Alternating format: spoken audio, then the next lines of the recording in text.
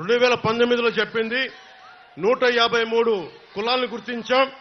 139 కులాల తాలూకు కార్పొరేషన్ ఏర్పాటు చేస్తామని చెప్పి 56 కార్పొరేషన్లు ఏర్పాటు చేసి ఈ రోజుకి వాళ్ళకి వాటికి ఇవ్వాల్సిన నిధులు ఇవ్వలేదు. కేవలం పొలిటికల్ ఎంప్లాయ్మెంట్ అయింది తప్ప ఏ ఉద్దేశంకి అయితే ఇవ్వబడిందో ఆ ఉద్దేశం నెరవేరలేదు. ఇది కూడా బీసీ కులాల సమూహం మీరు ఆలోచించాలి. దాదాపు 2,14,00,000 బీసీ పాపులేషన్ ఉన్నారు. 44 లక్షల మందికే ముఖ్యంగా 5-6 కాస్ట్లకే వాళ్ళు ఇచ్చారు. ఇంకా 1,70,00,000 మందికి ఏ పథకాలు అందలేదు. 26,000 మంది బీసీల మీద అక్రమ కేసులు పెంచారు. మన బాపట్ల నియోజకవర్గంలోనే చాలా కదిలించే సంఘటన 15 ఏళ్ల అమర్నాథ్ని వాళ్ళ 17 ఏళ్ల అక్క ఏడిపిస్తా ఉంటే రోడ్డు ఎదిరించాడని చెప్పి చెరుకు తోటలో తీసుకెళ్లి మనకి పెట్రోల్ వేసి కాల్ చేశారు. ఈ రోజున జగన్ రాయి పడింది జగన్కి గాయమైతే రాష్ట్రానికి గాయమైందని మాట్లాడుతూ ఉన్నారు. 15 ఏళ్ల అమర్నాథ్ అడ్డంగా కాల్ చేస్తే 15 ఏళ్ల అమర్నాథ్ నిర్దాక్షిణ్యమైన పసిబిడ్డ చెరుకు తోటలో తీసుకెళ్లి కాల్ చేస్తే రాష్ట్రానికి గాయం అవ్వాల. 30,000 మంది ఆడపిల్లలు అదృష్టమైతే రాష్ట్రానికి గాయం అవ్వాల. గాయం అయ్యిందట. గాయం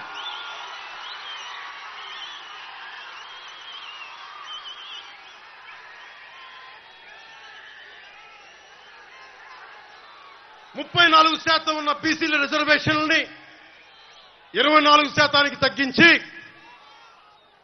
16,000 మంది బీసీ నాయకులు మనకి అన్ని స్థాయిల్లో అవకాశాలు కోల్పోయారు. నేను 8 మందికి ఎంపీలకు ఇచ్చాను, ఇంతమందికి బీసీలకు ఇచ్చాను. కానీ జగన్ చేసిన ద్రోహం అంబేద్కర్ స్ఫూర్తిని విఘాతం కలిగించింది. 16,000 మంది బీసీలకి నువ్వు 34 నుంచి 24% తగ్గించి బీసీలని అధికారం దూరం చేసావు. అది మర్చిపోకండి.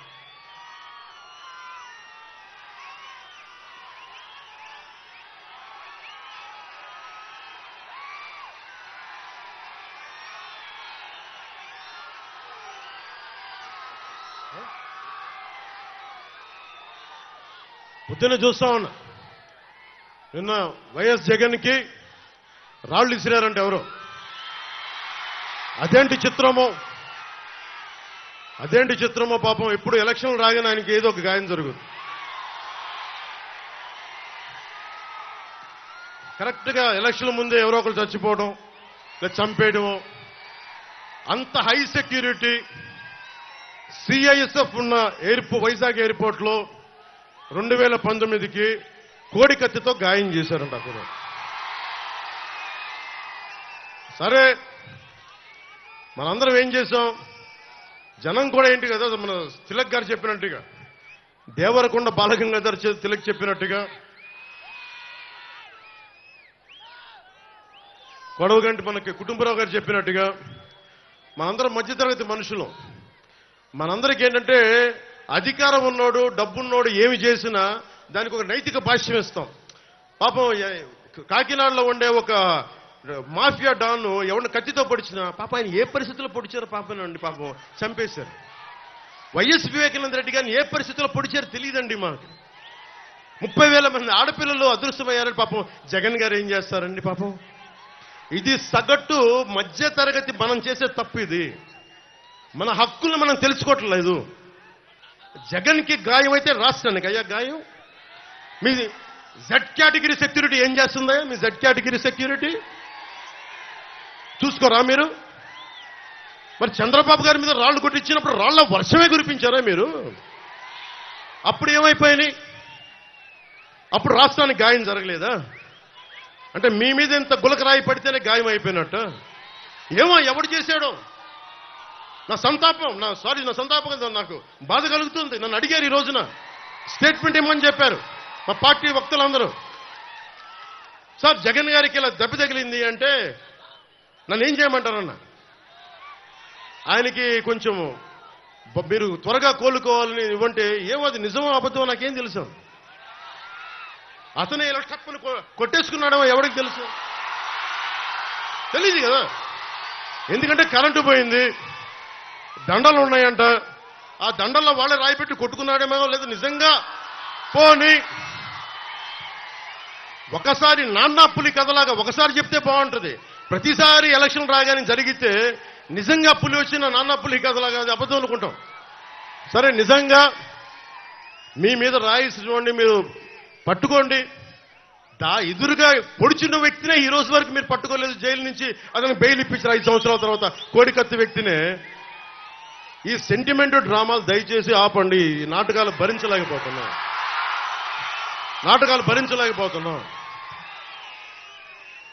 నేను వచ్చేటప్పుడు నా మీద బోల్డెన్ రాళ్లు పడతా ఉంటాయి. మనకి పీఆర్పీ టైంలో నేను ఖమ్మం వెళ్తా ఉంటే నా మీద రాళ్ల వర్షం. మా వాళ్ళందరికీ మోకాళ్ళు ఇరిగిపోయినాయి, నాకు ఈపుల మీద రాళ్లు పడ్డాయి. ఆ రోజున చెప్పుకోవడానికి మీడియా కూడా లేదు. మొత్తం కరెంట్ ఆపేశారు రాజశేఖర రెడ్డి గారి ప్రభుత్వం. మరి దెబ్బలు తిని మేము వచ్చాం. నా స్టేజ్లు కూల్చేశారు. కాదు, నేను ముఖ్యమంత్రి కొడుకుని కాదు కదా, ముఖ్యమంత్రిని కాదు కదా. మన కథలు ఎవరికి తెలియవు. జగన్ గారికి ఎంత రాగానే అయ్యయ్యో ఎంత బాధ జరుగుతుందండి, అయ్యయ్యో పాపం. అమర్నాథ్ని తిరుగు తోటలో కాల్ చేస్తే పాపం లేదు. అది వైసీపీ వాళ్ళకి పట్టదు. రేపల్లెల్లో ఒక ఆడపడుచుని దారుణంగా భర్త ముందు మనకి మానాన్ని పాడు చేస్తే పాపం దొంగతనం చేయడానికి వచ్చారండి. అలా అనుకోలేదండి. దొంగలని దుర్మార్గుల్ని వెనకేసుకొచ్చే వస్తే మనుషులు. జగన్ గారితో ఇంత పడగానే నాకు నిజంగా అనిపించింది, జెడ్ కేటగిరీ సెక్యూరిటీ మీరందరూ ఏమయ్యారయ్యా? పోలీస్ అధికారులు ఏమయ్యారు? డీజీపీ గారు ఏమైపోయారు? ఇంటెలిజెన్స్ ఆఫీసర్ గారు ఏమైపోయారు మీరంతా? ఒక అందరినీ దాడి చేసే వ్యక్తి అతని మీద దాడి చేయడానికి ఎవడన్నా సంతోషిస్తాడు? మనకి నిజంగా సాహసిస్తాడా? నిజంగా ఇంత యంత్రాంగం ఉంటే పట్టుకోవడానికి మీకు ఎంతసేపు పట్టుకోవడానికి? రేపొద్దున ఎవడన్నా పట్టుకుని కూడా వాళ్ళు ప్రేరేపించారు, వీళ్ళు మీ వాడే చేశాడేమో. 2019లో మీ కూర్చోబెట్టి కోడికత్తి కోసం జగన్ గారు సీఎం అవ్వాలని డ్రామా ఆడటానికి నేనే పొడిచానని ఆ అబ్బాయి చెప్పాడు. ఈరోజు అలాగే చేశారేమో కనుక్కోండి.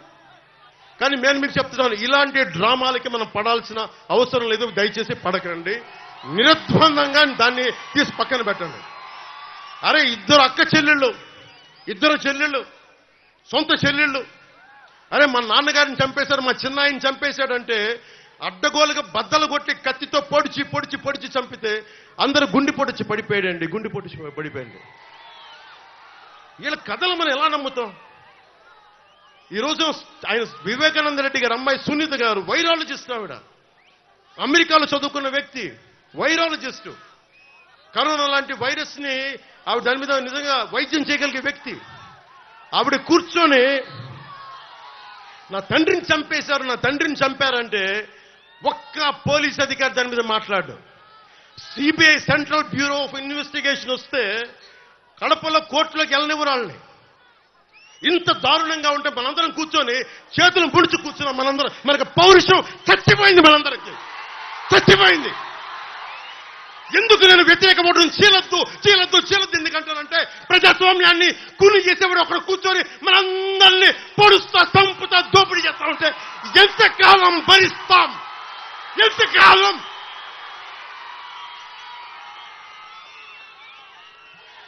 సుగాలి ప్రీతి 14 ఏళ్ల బిడ్డని స్కూల్కి వెళ్తే 10 మందిని నాశనం చేస్తే దాన్ని పట్టించుకోడు ఎవడు. జగన్మోహన్ కి బొక్క పడితే, చిన్న గులకరాయి పడితే రాష్ట్రం అంతా ఊగిపోద్ది. సగటు మనిషి బాధ మనకి తెలియదు. సగటు మనిషి బాధ మర్చిపోయాం. నిజంగా నాకు ఆవేదన ఉంది, ఏడుపు వస్తుంది. తప్పు జగన్మోహన్ రెడ్డి కాదు, మందే. మనకు పౌరుషం చచ్చిపోయింది. ఇందాక తినాలని చెప్పినట్టుగా దాస్యం చేసే కంటే కూడా చచ్చిపోవడం మేలు. దాస్యాన్ని ఆపేద్దాం.